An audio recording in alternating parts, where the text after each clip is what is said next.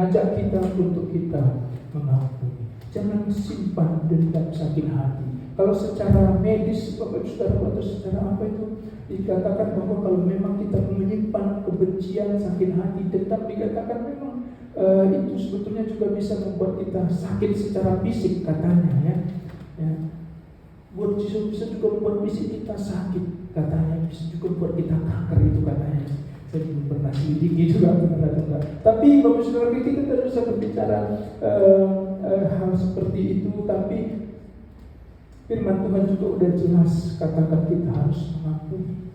Ya, firman Tuhan kita harus belajar taat. Tidak hanya kita dengar, tapi kita harus belajar lakukan. Amin.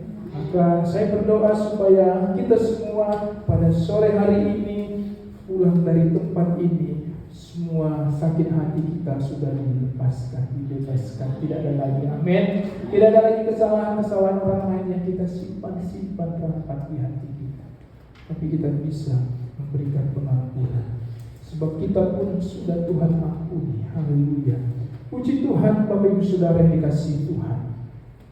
3 hal ini Bapak Ibu Saudara yang kita perlu pelajari ya dalam kehidupan kita, bahwa Dia memperkenalkan dirinya bagi kita sebagai Bapa.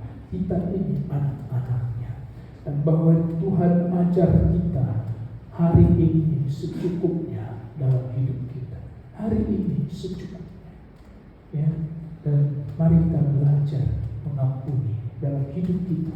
Kalau kita tidak mengampuni, firman Tuhan katakan Bapa pun tidak mengampuni. Tapi kalau kita mengampuni, Bapa mengampuni kita. Bapak Ibu Saudara yang dikasihi Tuhan, selanjutnya itu di ayat yang ke-13 dikatakan, saya sampaikan sedikit, dan janganlah bawa kami ke dalam pencobaan, tetapi lepaskanlah kami daripada yang jahat. Ini firman Tuhan mengajar kita, Bapak Ibu Saudara, untuk kita artinya berjaga-jaga dan berdoa.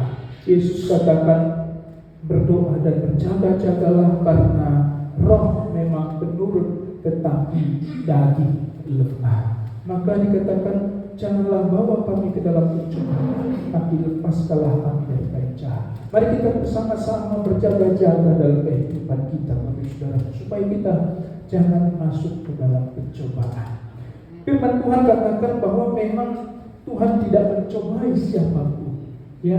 Tapi dikatakan kalau dalam Yakobus, kita itu kadang-kadang dicobai oleh keinginan kita, ya. Dan kalau keinginan itu dikatakan sudah dikuasai, sudah matang, dia melahirkan dosa, dosa itu melahirkan maut dan seterusnya.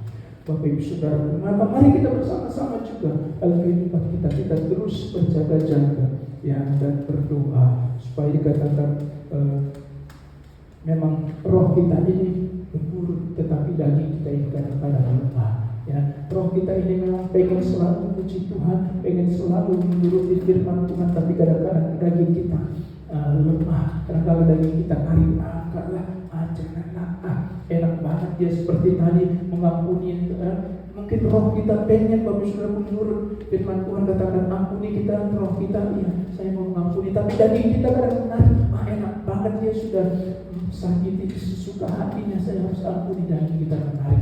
Maka dikatakan berjaga-jagalah kita, ya, supaya kita jangan jatuh ke dalam pencobaan. Nah, Bapak Ibu Saudara yang dikasihi Tuhan, puji Tuhan, ini firman Tuhan yang bisa kita renungkan bersama. Saya bagikan di sore hari ini, Bapak Ibu Saudara, biar kita semua belajar dalam kehidupan kita melakukannya. Berbahagialah kita yang mendengar dan memelihara firman Tuhan. Haleluya. Mari kita bersyukur buat firman Tuhan, Bapak Ibu Saudara.